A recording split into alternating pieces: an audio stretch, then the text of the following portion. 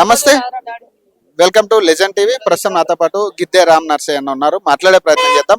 దాదాపు 30 రోజుల పాటు యావత్ తెలంగాణ కళాకారులందరూ కూడా రోడ్డెక్కబోతా ఉన్నారు.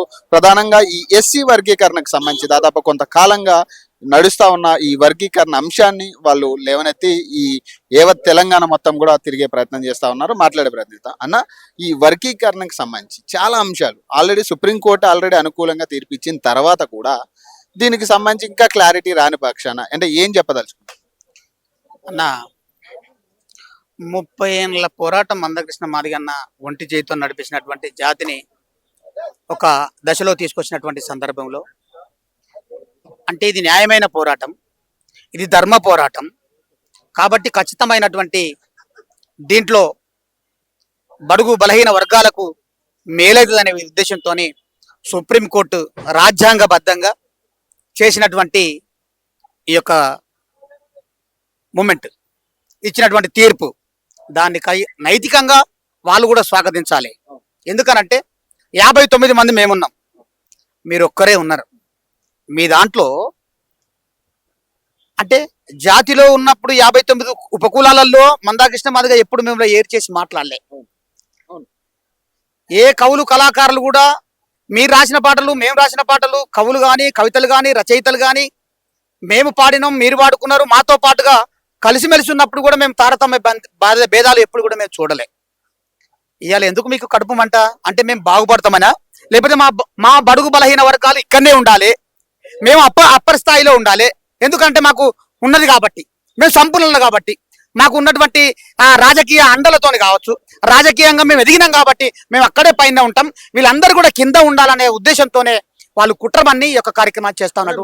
మీరు అన్నట్టుగా దాదాపు 59 కులాలు ఒకటే, దాదాపు అందరూ కూడా కలిసి కొట్లాడిన సమయంలో మరి ఇప్పుడు ఈ అంటే వ్యతిరేకత తీసుకొస్తున్నారనాలా లేకపోతే వ్యతిరేకత వస్తుందనాలా దీని మీద మాలల కులాలని కావలసుకొని ఒక ఉద్యమాన్ని నీరుగార్చే విధంగా ఇవాళ 59 కులాలు అక్కడనే ఉండాలి, అట్టాటి వర్గాలు అక్కడనే ఉండాలనే విధంగా వీళ్ళు కావలసుకొని చేస్తున్నటువంటి కుట్ర అని చెప్పుకోవచ్చు. మీరు కూడా దాదాపు 30 రోజుల పాటు రోడ్డెక్కి మీ నినాదాలు కూడా తెలపబడుతున్నారు. మరి దీనికి సంబంధించి చాలా మంది మాలలు కూడా మొన్న స్టేజ్ మీద మాట్లాడారు, వర్గీకరణ మేము అడ్డుకుంటామని వాళ్ళు చెప్తా ఉన్నారు, కరాఖండిగా చెప్తా ఉన్నారు. ఈ దీనికి సంబంధించి మీరు ఏదైతే రోడ్ ఎక్కిన సమయంలో మరి వాళ్ళ నుంచి మీకు సపోర్ట్ వస్తుంది అనుకుంటారు? అన్న, తెలంగాణ ఉద్యమం పాటలతో ముందు వరుసలో నిలబడ్డది. తెలంగాణ సాధించడానికి ముందు వరుసలో పాట పనిచేసింది. ఇవాళ 30 సంవత్సరాల మాట ఇవాళ తీర్పునిచ్చింది.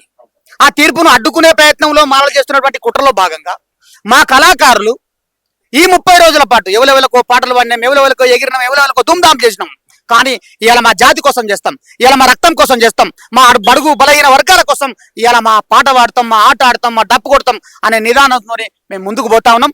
మా సంస్కృతి విప్లవం, మా ఉద్యమం ఖచ్చితంగా ఆ తీర్పులో భాగంగా సానుకూలంగానే ఉంటుందని, సానుకూలంగా వాళ్ళు కూడా ప్రకటిస్తారని ఒక్కొక్క సందర్భంలో ఒక్కొక్క స్టేజీలో మాల సోదరులు కూడా మాకు మద్దతు పలుకుతా ఉన్నారు. ఆ సందర్భంగా ఈ పాటలతోనే వాళ్ళు నిజమే కదా అనే ఉద్దేశంతోనే మాతోని కలిస్తే స్వాగతిస్తాం, లేకపోతే దేనికైనా సిద్ధంగా మేము పోరాడతాం, పాటలు పాడతాం, ఆడతాం, దేనికైనా సిద్ధంగా మేము అది చేస్తానికి సిద్ధంగా ఉన్నాం. మొట్టమొదటిగా ఇక్కడ రియాక్ట్ అయిన వ్యక్తి ఆల్రెడీ సుప్రీంకోర్టు కూడా మీరు స్టేట్ గవర్నమెంట్స్ తేల్చుకోండి దీనికి సంబంధించి వర్గీకరణకు సంబంధించి అని ఇక్కడ స్టేట్ గవర్నమెంట్స్కి వదిలేసిన పరిస్థితి. మరి ఇక్కడ స్టేట్ గవర్నమెంట్స్ మాట్లాడుతున్నాయంటే దాదాపు నెల రోజులు కావస్తా ఉంది ఇక్కడ రేవంత్ రెడ్డి గారు ఈ వర్గీకరణ సపోర్ట్ చేస్తున్నా అని చెప్పి. కనీసం ఇప్పటికీ కూడా ఆ ప్రభుత్వం నుంచి ఏమైనా సపోర్ట్ ఉందా? అంటే కళాకారుల రూపంలో అయినా, లేదంటే మీ వర్గీకరణ విషయంలో అయినా, లేదా మాదిగలకి మనం సపోర్ట్ చేద్దామన్న విషయంలో అయినా కూడా ఈ రాష్ట్ర ప్రభుత్వం కూడా కొంత దీని మీద దృష్టి పెట్టట్లేదు అనుకోవచ్చు. ఓకే, మీరు అన్నది ఎప్పుడైతే సుప్రీంకోర్టు తీర్పునిచ్చిందో, ఇవ్వంగానే అందరికన్నా మొదలు అసెంబ్లీ తీర్మానాలు సమావేశాల్లో రేవంత్ రెడ్డి గారు మాకు మద్దతు పలికారు. ఖచ్చితంగా ఎస్సీ వర్గీకరణకు మేము సానుకూలంగానే పనిచేస్తాం, మేము ఉంటాం, మేము ఇస్తాం అని సానుకూలంగా మాకు ప్రకటించారు. అదేవిధంగా ఈ దశలో కూడా మాకు సానుకూలంగానే పనిచేస్తామని మేము అనుకుంటున్నాం. కానీ ఒకటి మొన్న అసెంబ్లీ సమావేశాల్లో ఎక్కడా కూడా ఆయన ఈ వర్గీకరణ అంశాన్ని వాళ్ళు లేవనెత్తలేదు. అలాగే వాళ్ళ పార్టీ వ్యక్తే వివేక్ వెంకటస్వామి అనే ఆయనే మాలల దండోరా పెట్టి దాదాపు మాదిగలందరినీ అందులో మందకృష్ణ మాదిగ గారిని కూడా టార్గెట్ చేసి మాట్లాడిన వ్యక్తి. మరి మరి ఆయన మాట్లాడితే అయిపోతుంది కదా కాంగ్రెస్ గవర్నమెంట్ తో, ఆయన ఆ పని ఎందుకు చేయట్లేదు అనేది ప్రధాన. అంటే ముఖ్యమంత్రి హోదాలో ఉన్నప్పుడు ఇద్దరు కూడా సమానమే కదా, ఒక రాజ్య పరిపాలన చేస్తున్నప్పుడు ఇద్దరు కూడా సమానమే. కాబట్టి నేను అటుమట్లయినా వీళ్ళ కంటే అయితే ఇటుమట్లయినా వీళ్ళ కంటే అయితే అనే ఉద్దేశంతో నేను ఫస్ట్ ఎస్సీ వర్గీకరణ సానుకూలంగా ఉన్నాను అని తెలియజేసింది కాబట్టి మాట్లాడలేకపోవచ్చు అన్న ఉద్దేశం. మీ ఎజెండాకి సంబంధించి ఒక పాట పాడమంటే ఏం చెప్తారంటే మీ ప్రధాన ఎజెండా ఇప్పుడు ఏదైతే 30 రోజుల పాటు మీరు జరుగుతున్నా దీనికి సంబంధించి ఒక పాట రూపంలో తెలుపమంటే ఏం చెప్తారు? నేనేమంటా, మదిగయ్యల మీద నుండి పురుడు పోసుకున్నది, మానవ జాతులను ఎప్పుడు నిదురలేపుతున్నది, దాని పేరే డప్పురా, అది మోగదరువుల నిప్పురా, ఆదిమ కాలం నందు అడవులెందో తగలబడగా జంతువుల పచ్చి మాంసం కాల్చుకొని తిన్నవేళ, కెవుమని ఆ కొండగాలికి కొవ్వు పరలు తాకినప్పుడు నాదమైనలు దిశల నవ్విన, దాని పేరే డప్పురా, అది మొగదరువుల నిప్పురా, పండగలు పెళ్లిలు వస్తే పరవశించిపోతది, అప్పగింతాలయ్యేదాకా తోడుగుంటానంటది, దింపుడు గల్లము కాడ సడి సప్పుడు చెయ్యది, కంటిరెప్ప తోటి అది కాను కందుకుంటది, దాని పేరే డప్పురా, అది మొగదరువుల నిప్పురా. రేపు జరగబోయే 27వ తారీఖు నాడు మా డప్పు ముందు భాగంలో ఉండబోతా ఉన్నది. 1,00,000 డప్పులు 1000 గొంతుకుల కళాకారులు ముందుకు రాబోతా ఉన్నారు. మాకు పెళ్లి డప్పు కొట్టొస్తుంది, సాగు డప్పు కొట్టొస్తుంది.